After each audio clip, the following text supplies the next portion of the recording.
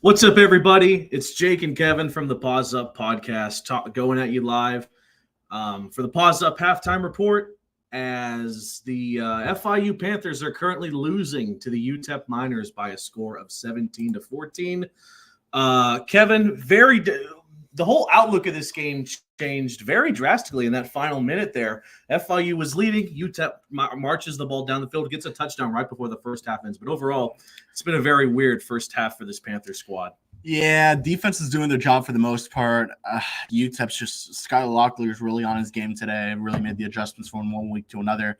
I think the big discussion, though, is definitely Kewan Jenkins suffering a left shoulder injury, questionable to return is the official report that we have. Yeah. We were told that maybe he's going to try to come back in to begin the second half of play. We're going to see what happens. But at the moment, it's been Amari Jones, who's been fine. He's looked okay. He's looked okay. You would like them to maybe run the ball a little bit more, force the run, something that UTEP has struggled to stop all year.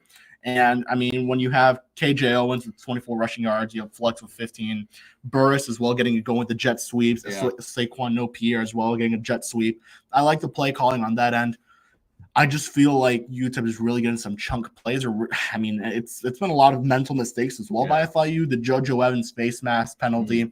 You had a very bad drive. The snaps have been really bad, just from Jaheim Buchanan, a freshman now, to Amari Jones, who's getting his first real taste of college football. Yeah, he literally threw his first collegiate touchdown. That's today. Awesome. Yeah, good for him. And then Eric Rivers with the absolute dime of a run. But yeah, overall, I would say tough first half. I think FIU still has a chance to win this, but this is not the outlook I was going in. This is not what I was looking to when this game started. It's definitely been a lot tougher than I think it should be.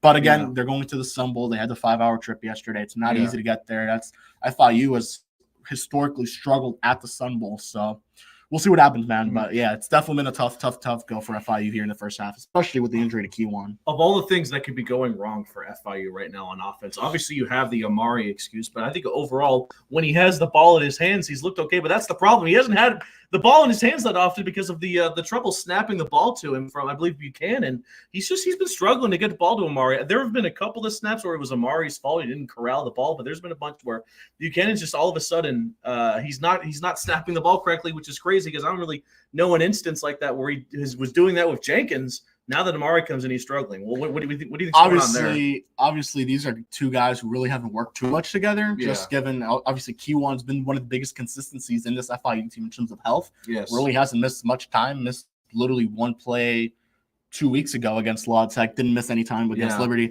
Him and Buchanan have been pretty much getting it going together, but it's been a tough go, man. And I think they're going to try to nail that down. Hopefully, Kewan does come in. Hopefully. But you do have to ask yourself, if he comes in, I mean, how limited is he going to be? I mean, you obviously want him in the game, but if he's going to be limited with what he could do offensively, you kind of would rather have someone like an Amari Jones, who we've seen make a couple throws already. I know he's only thrown 4 passes, but and completed 2 of them. But he's taken some shots, and they need to do a little bit more of that. But I do like that they are taking advantage of the run game already. 18 rushing attempts with 53 yards. I feel like they're bound to have some sort of run game going here in the second half of play. If Jenkins is limited, if there's really is something wrong with his throwing shoulder, don't expect like some deep passes where he has to really use his arm, like what we saw with Eric Rivers once again.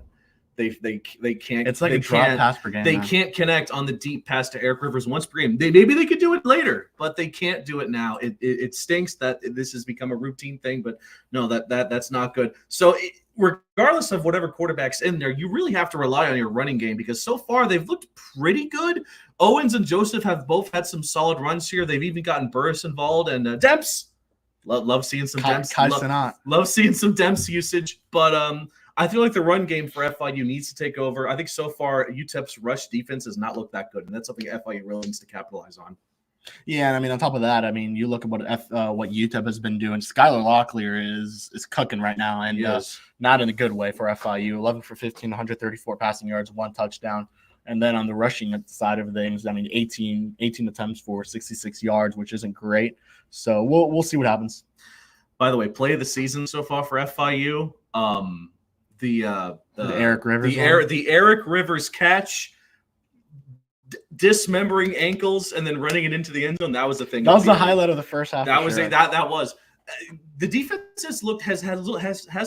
defense has looked good at times, right? They forced that one fumble, which FIU drove down the field and were set up for a scoring position. Unfortunately, Keywan throws the interception. To think of Keywan just either takes the sack, throws it out of bounds, the whole trajectory of this game is completely different to what it is right now. But special teams as well. You get that blocked punt to start the game, an instant touchdown for FIU. I mean, that was just a beautiful start to the game. You think, okay, maybe they're going to take that momentum, cruise along, but no, it hasn't really been that way. UTEP came to fight today. You kind of wish they would have taken that momentum into the rest of that first half, but it's okay. FIU still obviously a lot of football left to play, so have a long way to go. Only down by 3. I know Alejandro Prados had 2 very close extra point attempts, but I mean, as long as they go in. You know? Yeah, but I mean, you never know. So also, we'll see what happens. Yeah, I did want to highlight the refs have not thrown many flags this game, but that Keegan Davis hit, which close. From all intents and purposes, I think personally should have been a targeting. They reviewed it. They said it was not targeting, which honestly, Kevin, I'm shocked. I thought he was good, especially because it's in El Paso. It's in the Sun Bowl. I cannot believe he's still playing. I mean, obviously, no knock on Keegan. It was just a very weird hit in the moment. Yeah. But yeah, I mean, definitely tough. But FIU got a break there. They got a break, and they're gonna have to ride that. And he kind of got it going really. Yeah. He has already 5 total tackles. Yeah. JoJo Evans leading all defenders, by the way. 11 total. 5 solo. You don't like to see that though from a safety to a certain extent. But definitely, they've been using him in some certain packages that have kind of put him in that situation where they've been able to stop the run. And EA as well, Elijah Anderson-Taylor and Travion Barnes both at 8 total. So yeah, Barnes looked okay. They were really gassing up Barnes before this game, and so far he's looked okay. Nana Burris, I like how they're utilizing him so far this game as well. All purpose, yeah. He and Eric Rivers are both the yak gods so far, as the TV said. So who knows? Obviously, a lot is going to be determined in the second half regarding who's going to be the quarterback for FIU. If it's Jenkins, even with potentially a bad shoulder, you have to feel confident that FIU could turn this ship around. If it's Amari Jones, I think he can also lead this Panthers team. I think there'll be I think you can manage it. I think you can manage the offense. He certainly showed it. Now it's just a matter of they need to come out of this second half executing. Now, keep in mind they're going to get the ball in the second half, so they really need to score on this second half. And we said that against Liberty last week, and on the first play of that game, it didn't go very well. So I hope it's Keywan out there, but again, you have to ask yourself just how limited is he? And I think that's something we'll be asking Coach McIntyre on Friday if Keywan is the guy that's coming in for the second half. Now, again, they caught him even taking some painkillers. I know that I've never seen. That was insane. I've never seen that before. Where they caught him taking some who knows what. But I mean, we both predicted pretty good wins for FIU. It's not going to look like that. No, not only is it not going to look like that, you can tell UTEP is a team that obviously has nothing to lose and everything to play for. They're desperate, man. They're desperate. They keep bringing up the fact that it's been almost a full year since UTEP has won a game, and they're playing like a team that wants it. I hate to say it, they want it more than FIU right now. Yeah, definitely. I think FIU came in pretty motivated. They got it off to a great start. Josiah Taylor, the freshman, with the block. Then he had the key one, the Nana connection there. So, yeah. So, shout out Tuan. Shout out Tuan, by the way. We see you on Instagram, Tuan. We see you. So that's pretty much it so far. By the way, love the Sun Bowl. It looks so good I love it, man. The national TV. You can't. They're showing the shots of El Paso and the stadium from a distance. It looks good. Not a great turnout. I'm just saying. But man, we can't be talking about hopefully things go FIU's way in the second half. But again, a lot rides on who the hell's going to be starting come that first drive coming out of second half. So we'll see. Yes, sir. All right. UTEP leads by a score of 17-14. Still lots of football to be played, and we're going to hit the late window here, as they say, Kevin. So if you guys stick with us, we're going to stick with you. We're going to ride this game out, see what happens. Hopefully FIU gets things going. Your score at halftime, UTEP 17, FIU 14. We'll guys catch you at the Paws post-game show, regardless of who wins or loses. So let's watch some football. Grab a cafecito if you need to. Paws up.